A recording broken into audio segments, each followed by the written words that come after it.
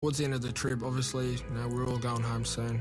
One of our tasks was to push up to this river here and to clear down, clearing any possible enemy locations. The compounds around all the way along the river. This day, we're up really, really early in the morning. You move out towards the choppers, and then the choppers left about an hour before dawn. We were given intelligence that the Taliban had reclaimed a valley to the northwest of Uruzgan. The local police checkpoints in the area had been overrun by Taliban, resulting in multiple police being murdered. The job was to remove that threat group from that valley. We knew we'd be in a gunfight. The choppers landed in the Cod Valley at about dawn on the 22nd of June. As usual, Cam was first off the back of the helicopter, just running. Everyone else struggling to keep up with him. Couldn't hold him back. As soon as we got off the helicopters, we were engaged by enemy. According to the plan we had, Cam was to isolate the area closest to the river and the grain belt, and my team was to clear all the compounds. Stay there. Sammy, push left, push left. Sammy, push left. There was enemy everywhere. There was gunfire going on, rounds, flying around everywhere. No. There was movement from right to left. Our team continued through the fields, and Benny's team started moving into the built-up area. We heard gunfire from that direction, and it came across the radio as well that Benny's team was coming under fire. And we weren't going to let them fight that battle alone, and Cam decided that we needed to go assist them. Moving through, we were engaged at close range by numerous enemy, and I sustained a gunshot wound to the leg. I shattered my femur and received another one in the chest plate, which stopped that round penetrating my body. So I was classed as a category A injury, so life or limb is in danger if you don't get medical treatment within the hour. As Cameron's team was rushing to support Ben, his team was ambushed from multiple locations. Heavy fighting ensued. You watch the left? Yeah. We ended up closing in on a compound. We manoeuvred around, and we had this enemy enclosed in. They had almost the perfect setup. They had a well-defended, well-barricaded room. It was a very heavily fortified, heavily armed position with only one entrance. Cameron had three options available to him that day. He could have called in an airstrike, but there were too many women and children in the area. He could have chosen to bypass the enemy position, but had he turned his back on enemy who wanted to kill him, they most likely would have. Or the third option was to engage in close combat and neutralise those enemy before moving on to support the casualty. That was the only option available to him on the day. We needed to get to the enemy, and the only avenue of approach was through the area that they were defending. And on approach, we were met with heavy machine gun and heavy AK fire every single time, and it was well aimed. There was, at no point was there a break. There was no, the bits of building were falling off around us. We threw a number of fragmentation grenades in the room, and we'd wait a while for the dust to settle down, and then we could go in and clear it. However, just as the dust began to settle, more enemy machine gun fire would come out of this room. We couldn't really believe that there was still enemy fire coming out after the fire and the grenades that we'd put in there. Cam, he would have absolutely known how dire the situation was. We had Cam's team engaged in fierce fighting with a large number of enemy, only metres apart from each other, exchanging machine gun fire and grenades. That team was also running low on ammunition, having been fighting all morning. Further, we had enemy reinforcements coming from the north. Cam intuitively knew that decisive action was required. As the team commander, as a leader on the ground, he would decide to expose himself to that and to deal with that threat before asking his soldiers to do it. He knew exactly what he was doing. I saw Cam charging the door. Just charged it, weapon up in his shoulder.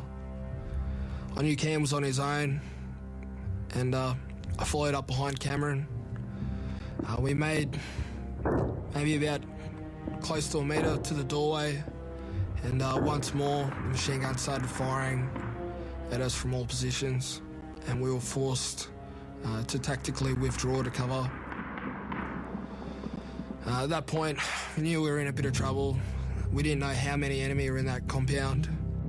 For a second time, bravely, Cam just charged the door again, weapon up, firing into the room. Cam had a stoppage on his M4, and I covered his move back. At this point, being low on ammunition, something drastically had to happen. The third time, he made it across the doorway. And from there, that was our point, that was our foothold into moving into the enemy stronghold. From there, he effectively neutralised one of the enemy within the stronghold, but in doing so, in getting that foothold for us, he gave up his life. One of our guys noticed something as the dust was clearing, and he said to me, "Who's down?" I said, "What do you mean, who's down?" He said, "There's someone there." And as the dust was clearing, we could just see this, his boots and these legs sticking out.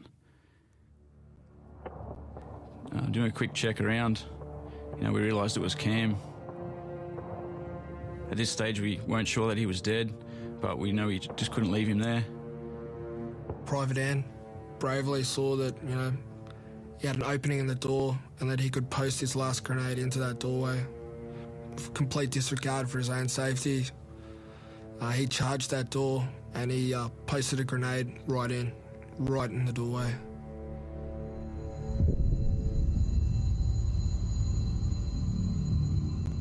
As soon as that grenade went off, there was just dust everywhere.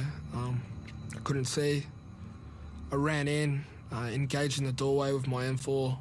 I bent down, grabbed Betty's arm, and dragged him out as best as I could. I could see straight away that he'd been shot through the cheek and through the chest. There was still a gunfight, going on. I started taking Cam's ammo and divided that back into the team. So I closed Cam's eyes and cleaned his face up a little bit with a bottle of water, and I took my face recon wrap off and I covered his face up, and then we started preparing him to move him. The very moment that I was informed of Cam's death on the radio will forever stay in my mind. That moment that Cam was killed was not the moment to grieve for Cam, because the job still needed to be completed. And luckily, the rest of our teams in our platoon coming up to back us up, because we were in a fairly bad situation. We're going to pause for a minute for a brief commercial from our sponsors. Yo, this is Jeff. This is Mark. I'm Mike. I'm Greg. This is Mick. We are Kings Hollow, and you're tuned into Dangerous Grounds Network. Yeah. Run by Special Ops veterans, putting people in war zones to work and working where others fear to tread. Each one of our products is manufactured in current or post-conflict areas. Your purchases fund women's education, demining efforts, and healing our veterans. High-quality products that make meaningful change for those less fortunate.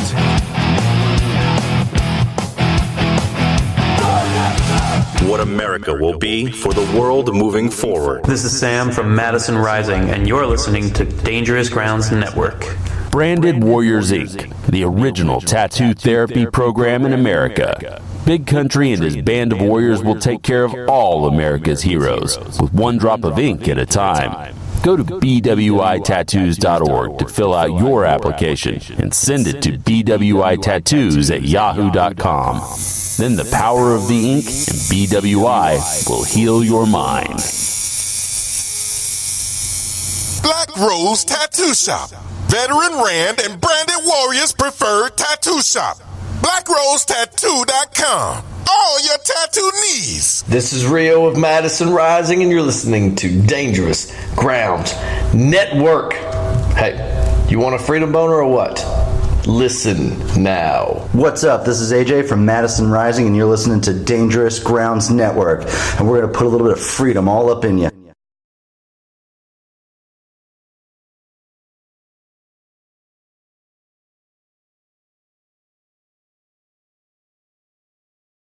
He neutralised the enemy within there, not all of them, but he had neutralised the enemy, so the process started to finish the fight, which we could and would never walk away from. We were lucky to have someone like him there to lead that fight, or it could have gone much, much worse. There ended up being 6 enemy fighters inside this small building. They were all armed to the teeth, AK-47s, PKM machine guns, rocket launchers. That day was one of the most tragic experiences that I've lived through, but equally it was one of the most profound experiences. When Ben was hit, what I observed was a whole bunch of Australians move to the sound of gunfire to help their wounded mate. During that time, Cameron was killed. He was moving to the support of an injured mate. Had Cameron not taken that action that day, I'm almost certain that we would have sustained further casualties.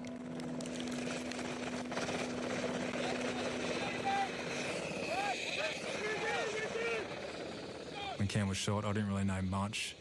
I sort of got wind of something going on while waiting for the helicopters for my extraction. It wasn't until I remember clearly when I got back to TK, to the surgical table, that I was told directly.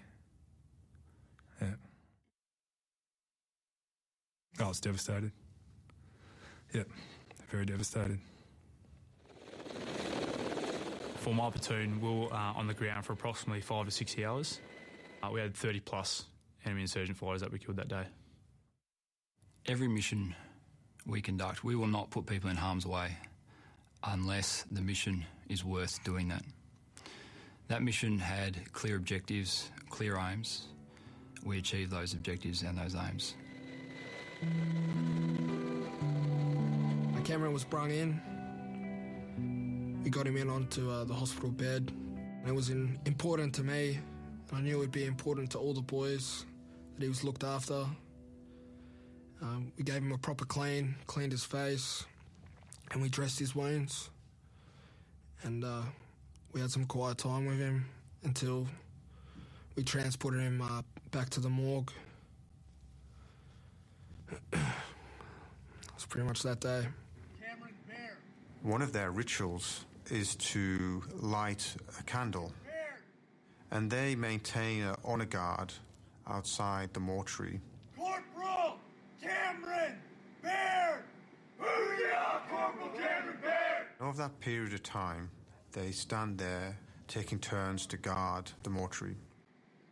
And it's a privileged place to be, to see a group of men doing that, quietly guard their friend until it's time to say goodbye. You pay the ultimate sacrifice for us, and we are forever in your debt. Forever the man we all strive to be.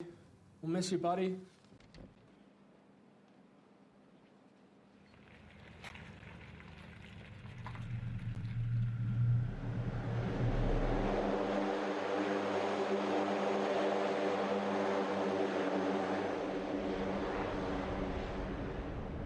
Most of Cam's team, we escorted his body all the way back to Australia.